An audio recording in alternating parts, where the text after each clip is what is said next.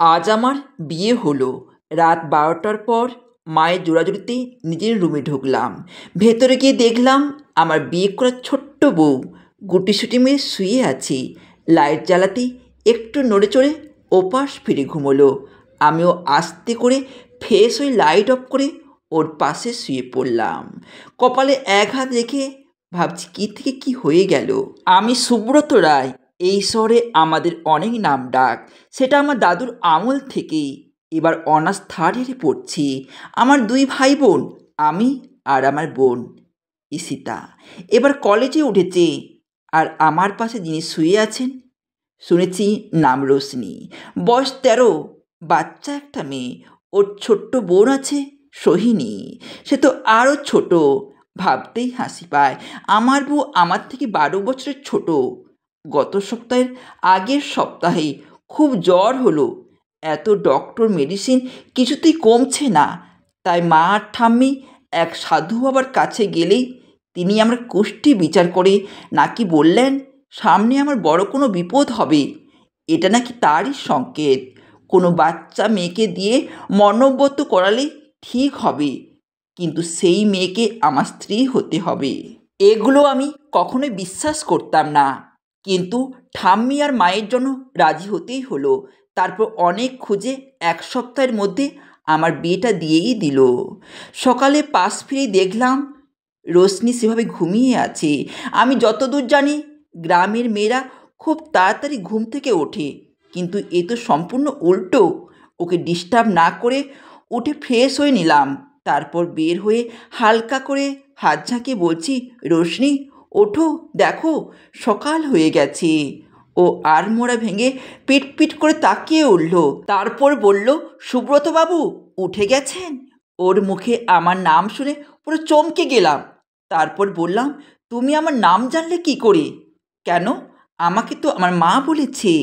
ও আচ্ছা, যাও ফ্রেশ হয়ে নাও। কি হব? ফ্রেশ মানে হাত মুখ ধুয়ে নাও। আচ্ছা সরুন সামনে থেকে। ওর কথা মতো সরে গেলাম সাইডে। ওয়াশরুমে গিয়ে বলল, সুব্রতবাবু কোথায় আপনি? আমি দ্রুত গিয়ে বললাম, কি হয়েছে? এটা কোথায় এনেছেন? হাত মুখ কীভাবে ধোবো? কল কোথায়? আরে বাবা, শহরে কল থাকে না। এই যে ট্যাপ, এটা ঘুরলেই জল পড়ে। ও আমার দিকে তাকিয়ে দেখছে, তারপর হাততালি দিয়ে বলল, বাহ, খুব মজার জিনিস তো।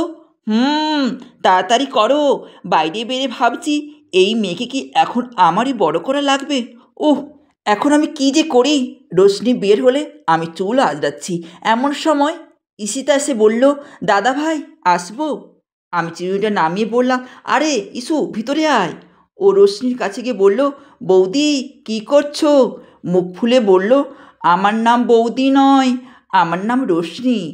না মানে আসলে এর মধ্যে আমি বললাম, ইসু বুঝেছিস তো, তুই বরং রোশনি বলেই ডাক। ইসু একটা শ্বাস ছেড়ে বলল, ঠিক আছে। তারপর বলল, বৌদি থুড়ি, রোশনি এই নাও তোমার শাড়ি, চলো শাড়ি পরিয়ে দিই। আমি তো শাড়ি পরতেই পারি। হ্যাঁ, তা তো পারো, কিন্তু আজ তো একটা বিশেষ দিন, তাই আমি পরিয়ে দিই। কেন, আজ কি? আজ তো তোমাদের বউ ভাত। রোশনি কিছু বুঝলো না, তাই আর কিছু বললও না। ইসু শাড়ি খুলতে যাবে, রোশনি বলল, এই এই দাঁড়াও। কেন, কি হলো আবার? আমাকে দেখিয়ে বলল, তুমি কেন ছেলের সামনে আমার শাড়ি খুলছো কেন? আরে ও তো তোমার স্বামী, তাই। যাই হোক, আমি ওনার সামনে কাপড় পরতে পারবো না। কিন্তু আমি বললাম, আচ্ছা সমস্যা নেই, আমি নিচে যাচ্ছি। ইসু এদিকটা একটু ম্যানেজ করে নিস। আচ্ছা দাদা।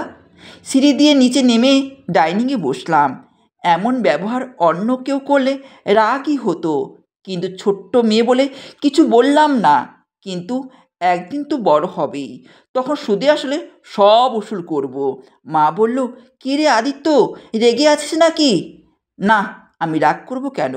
ঘাড়ের উপর একজনকে ঝুলিয়ে দিয়ে ঠাম্মি বলল, আচ্ছা বাচ্চা মানুষ, কয়েকটা বছর মানিয়ে নাও, আস্তে আস্তে ঠিক হয়ে যাবে। আর তোমার ভালোর জন্যই ওকে তোমার ঘাড়ে ঝুলিয়েছি। এখন হাজার চেষ্টা করলেও তো নামানো যাবে না। মা ঠাম্মিকে ইশারায় চুপ করতে বলল। ঠাম্মি থেমে গেল। তারপর মা আমাকে খেতে দিল। আরে বলল, আজকের পোশাকটা পরে তৈরি হয়ে নিস। আমি আর কিচ্ছু না বলে খাওয়ার মন দিলাম। একটু পর ইসু এসে বলল, দেখো তো মা, তোমার বৌমাকে কেমন লাগছে। সবাই তাকিয়ে পড়ল। আমি ঘাড় ঘুরে আবার সামনে ফিরে আবার তাকালাম। রোশনিকে খুব মিষ্টি লাগছে দেখতে, আর ওর মুখের সরল হাসি সব সময় ওর মুখে লেগেই থাকে। মা এগিয়ে গিয়ে বলল, খুব সুন্দর লাগছে মা তোকে। ঠামি বলল, লাগতে তো হবেই, 7 গ্রাম খুঁজে তারপর এনেছি। রোশনি একবার মায়ের মুখের দিকে তাকাচ্ছে আর একবার ঠাম্মির মুখের দিকে। এভাবে তাকিয়ে থাকলে সবাই কি না কীভাবেই, তাই খাবারে মনোযোগ দিলাম। তারপর রুমে গিয়ে আলমারি থেকে পাঞ্জাবিটা বের করে পরে রেডি হয়ে নিচে গেলাম। ঠাকুর ঘরে পুজোর পরে বৌভাতে অনুষ্ঠান শুরু হলো। খুব সিম্পলভাবে হচ্ছে সব। নিজেদের খুব কাছের রিলেটিভ শুধু বলা হয়েছে। আমি আমার কোনো ফ্রেন্ডকে ইনভাইট করিনি। ওরা জানে না, জানলে কতভাবে লেকফুল করবে আমাকে। রাতে নিজের রুমে গেলাম, দেখি রোশনি একটা প্রবন্ধ বই বানান করে করে পড়ছে। আমাকে রুমে দেখে বলল, এ কি আপনি? হ্যাঁ, কেন, কি হয়েছে? আপনি আমার ঘরে এসেছেন কেন? মামনি তো বলল এটা আমার ঘর। লিসেন, এটা আমারই রুম, আর আমি তোমার স্বামী, তাই থাকতে পারি। কিন্তু কোনো কিন্তু নয়। কি করছো এখন? এই একটা বই পড়ছিলাম, প্রবন্ধের বই। তোমার বয়স কত? রোশনি আঙুল গুনে গুনে বলল, 13 বছর 4 মাস 12 দিন। বাহ, তোমার সেন্স তো খুব ভালো। আচ্ছা, অনেক রাত হয়েছে, ঘুমাও। বলতে রোশনি বইটা রেখে আসলো। আমি বালিশ রাখতে দেখে বলল, আপনি আমার সাথে ঘুমাবেন? এবার আমার ধৈর্যের বাঁধ ভেঙে যাচ্ছে, তবুও নিজেকে সামলিয়ে বললাম, মাঝখানে কোল বালিশ থাকবি। খুশি হয়ে বলল, ঠিক আছে। মাঝরাতে ঘুমের মধ্যে কারোর কান্নার আওয়াজ শুনছি। আস্তে আস্তে শব্দটা বাড়তে লাগলো। চোখ খুলে পাশের টেবিল ল্যাম্প জ্বালিয়ে পাশ ফিরিয়ে দেখি রোশনি হাঁটু দুটো ভাঁজ করে কাঁদছে। এই রোশনি, কাঁদছো কেন? কান্নার বেগ আরও বেড়ে গেল। আরে বাবা, না বললে কি করে বুঝবো? তোমার কি কোথাও কষ্ট হচ্ছে বা ভয় পেয়েছো? বলো আমাকে। কাঁদতে কাঁদতে আমার মা বাবা কোথায় বলে কেঁদেই দিল। কিছুক্ষণ পর আবার বলল, আপনি খুব খারাপ, আমাকে এখানে নিয়ে এসেছেন। এমনিতে ঘুম ভেঙে গেছে, আর ঘুম আসবে কি না জানি না, এর মধ্যে এই মেয়ে ন্যাকা কান্না আরম্ভ করেছে। তাই একটু ধমক দিয়ে বললাম, আমি কোলে করে নিয়ে এসেছি? তুমি তো নিজের পায়ে এসেছো। হেঁচকি তুলে বলো, আপনি আমাকে ধমকালেন? মনে মনে বললাম, এই রে, মেয়েটার সাথে রুট বিহেভ করা একদম ঠিক হয়নি। ওকে ম্যানেজ করতে বললাম। এখন কি করলে খুশি হবে? মা আমাকে ঘুমানোর সময় মাথায় হাত বুলিয়ে দিত। ওটা না হলে আমায় ঘুম হয় না। তাহলে কাল রাতে কীভাবে ঘুমিয়েছিলে? কাল তো অনেক ক্লান্ত ছিলাম, আর অনেক রাত অবধি আপনার জন্য অপেক্ষা করেছি, কিন্তু আপনি আসেননি দেখে ঘুমিয়ে গেলাম। ও আচ্ছা, ঘুমাও, তোমার মাথায় আমি হাত বুলে দিচ্ছি, তুমি ঘুমিয়ে পড়ো। এরপরও ঘুমিয়ে পড়ল। আমি যে কখন ভোরের দিকে ঘুমিয়ে গেলাম তারপর বুঝতে পারলাম না। সকালে উঠে দেখি পাশে রোশনি নেই, হয়তো আমার আগেই উঠে গেছে। সেটা ভেবে ওয়াশরুমে ফ্রেশ হতে গেলাম। তারপর ব্রেকফাস্ট করতে নিচে গেলাম, কিন্তু রোশনিকে কোথাও দেখছি না। ইসুকে বললাম, রোশনিকে দেখেছিস? না দাদা।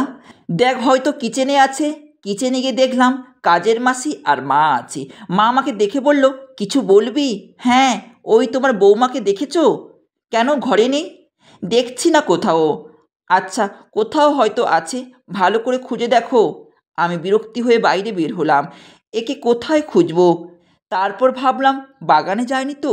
বাগানের মধ্যে দিয়ে হাঁটছি, হঠাৎ করে খিলখিল হাসির শব্দ পেলাম, যেটা আমার মাথার উপর থেকে আসছে। উপরে তাকিয়ে যা দেখলাম, আমার চোখ কপালে উঠে গেছে। রোশনি বড় একটা পেয়ারা গাছে উঠে পা দুলাচ্ছে আর পেয়ারা চিবোচ্ছে। এই, তুমি ওখানে গেলে কি করে? গাছ বেয়ে এসেছি সুব্রত বাবু, এক্ষুনি নামো বলছি, কেউ দেখলে সর্বনাশ হয়ে যাবে। কি হলো, নামো। নামছি বাবা। তারপর গাছ বেয়ে বেয়ে নিচে নামলো। তোমাকে কে বলেছে এত উপরে উঠতে? যদি পড়ে যেতে। ইস, এটার কেমন গাছ? এর থেকেও বড় বড় গাছে ওঠা অভ্যাস আছে। হয়েছে, এবার ভেতরে চলো, সবাই তোমাকে খুঁজছে। ওকে নিয়ে যাবার পর মা বলল, কোথায় পেলি একে? আমি বললাম, এই একটু বাগানে। আচ্ছা, আর রোশনি মা, কাউকে না বলে এদিক ওদিক যাবে না কেমন? আচ্ছা মামনি, বসো সবাই, আমি খেতে দিচ্ছি। তারপর সবাই মিলে খাবার শেষ করলাম।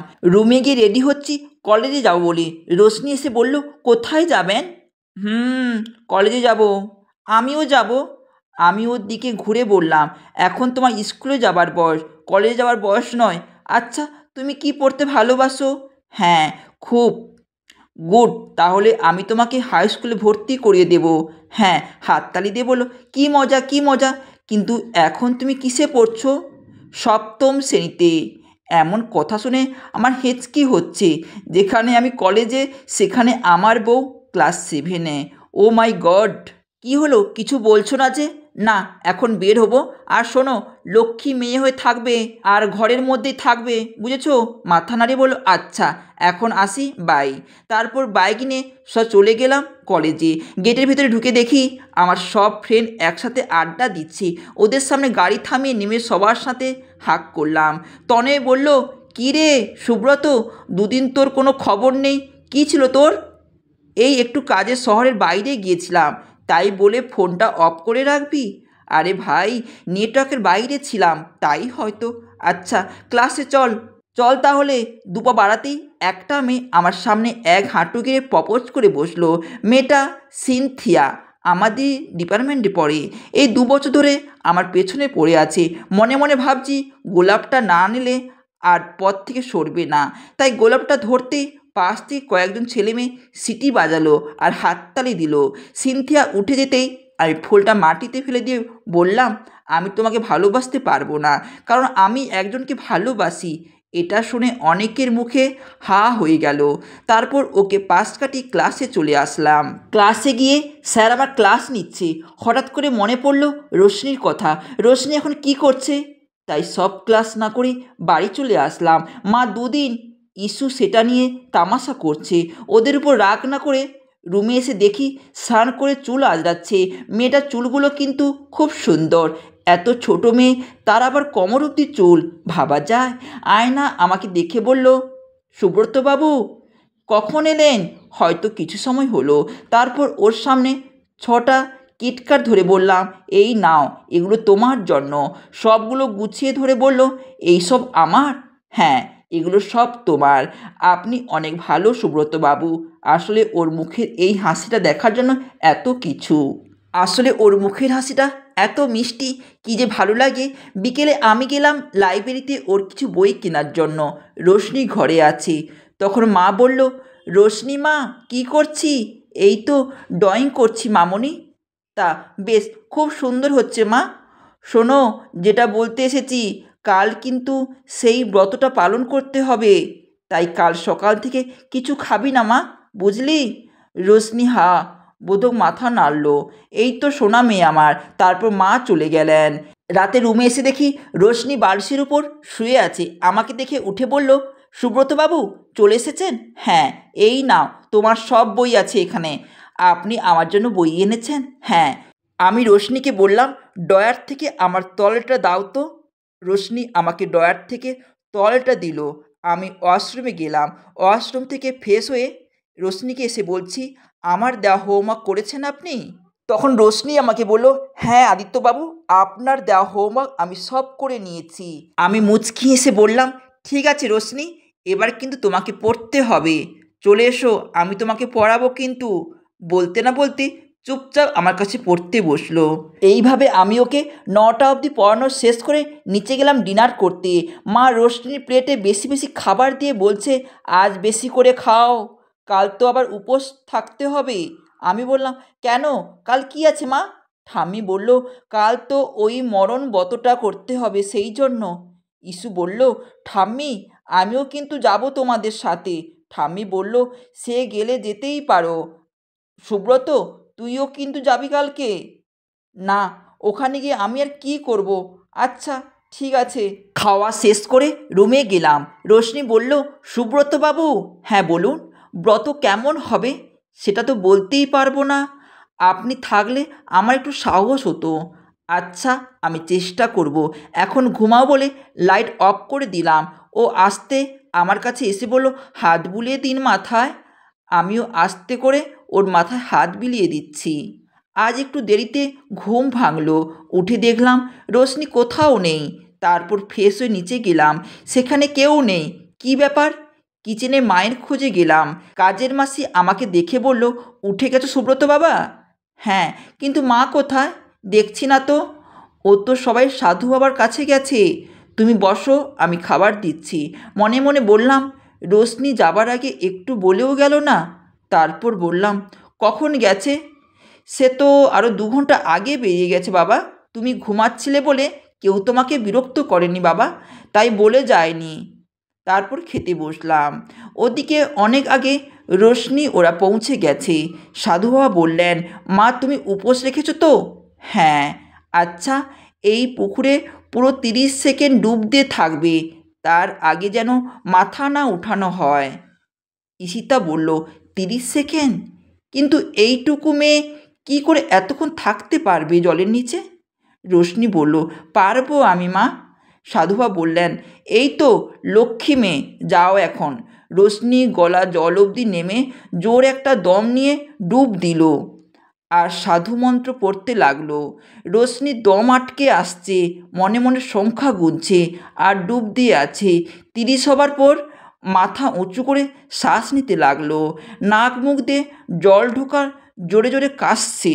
তারপর মা আর ইসু ওকে ধরে উঠালো। তারপর মা বললেন, বাবা আর কি কিছু করতে হবে? হ্যাঁ, এখন তো আসল কাজই বাকি। ঠাম্মি বলল, কী করতে হবে? পুরো মন্দিরের চারদিকে মাটিতে শুয়ে দণ্ডি কাটতে হবে। সাধুর কথা মতো সব কিছু করলেন ইসু।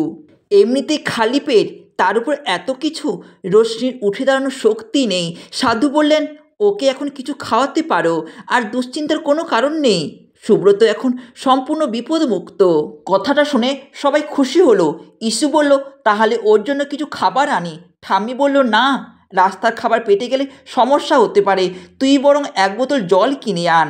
রোশনির খুব দুর্বল লাগছে, ওর প্রচুর খিদে পেয়েছে, কিন্তু কিভাবে বলবে? এমন সময় আমি বাইক নিয়ে ওদের সামনে আসলাম। রোশনির চোখ বড় বড় করে বলল, সুব্রতবাবু এসেছেন? মা ঠাম্মি আমার দিকে তাকালো। মা বলল, তুই এখানে? হ্যাঁ, ওর জন্য এই যে খাবার এনেছি। আমি বাসা থেকে বার্গার আর স্যান্ডউইচ বানিয়ে বক্সে করে নিয়ে এসেছি রোশনির জন্য।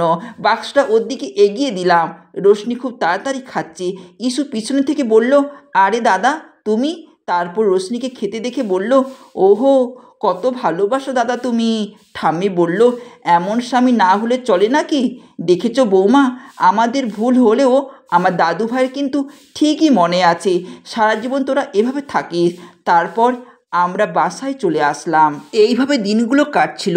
রোশনির সাথে খুনসুটি ইসুর সাথে ঘুরতে যেত। মা ওর চুল বেঁধে দিত। সবার নয়নের মণি হয়ে গেছে এখন। আজ বিকেলে মা বলল, কোথায় জানি একটা মেলা হচ্ছে, সেখানে আমি যেন রোশনিকে নিয়ে যাই। কথাটা শুনে রোশনি তো মহা খুশি। ওর খুশির জন্য যেতে রাজি হলাম, কারণ আমি এসব ভিড় কখনো পছন্দ করি না।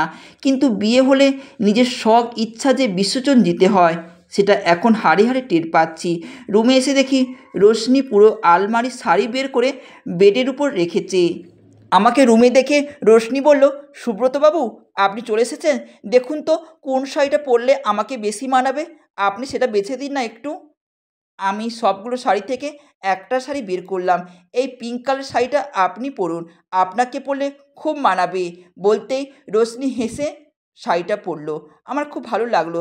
তারপর আমরা গাড়ি নিয়ে বেরিয়ে পড়লাম। তারপর একসময় পৌঁছে গেলাম আমরা মেলাতে। অনেক বড় মেলা বসেছে, লোকজন ভরা। ও আমার হাত ধরে রেখেছে। তারপরে আমি ওকে বললাম, তোমার কি কেনার আছে তুমি কিনতে পারো। ও বলল, আমি কি কিনবো?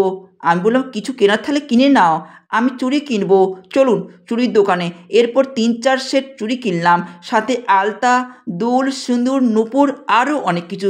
সবগুলোর নাম জানি না। এভাবে বিকাল গড়িয়ে রাত হয়ে গেছে। আমি বললাম, এখন তো আমাদের যেতে হবে, যাওয়ার আগে বাড়ির সবার জন্য অনেক খাবার জিনিস কিনতে হবে। আমার অবস্থা একদম কাহিল এই বাচ্চা মেয়ের জন্য।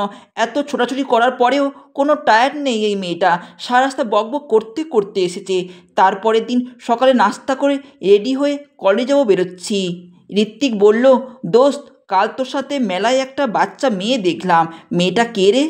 তোর কোনো ভাতিজা নাকি, না রিলেটিভ? মেয়েটা আবার শাঁখা সিঁদুর পরা ছিল। ওইটুকু মেয়ের বিয়ে হয়ে গেছে? আমি চুপচাপ দাঁড়িয়ে ওদের কথা শুনছি। তারপর ও আবার বলল, দেখিস তোকে আবার মেয়েটা বর না ভেবে পুলিশ ধরে নিয়ে যায়। তারপর আমি মনে মনে ভাবছি, যদি আমার ওয়াইফ শুনে তাহলে এরা কি করবে? পুলিশের কাছে নিশ্চয়ই আমাকে ধরিয়ে দেবে। তাহলে মনে হয় ওরা আমাকে নিজের হাতে পুলিশের কাছে দিয়ে আসতো।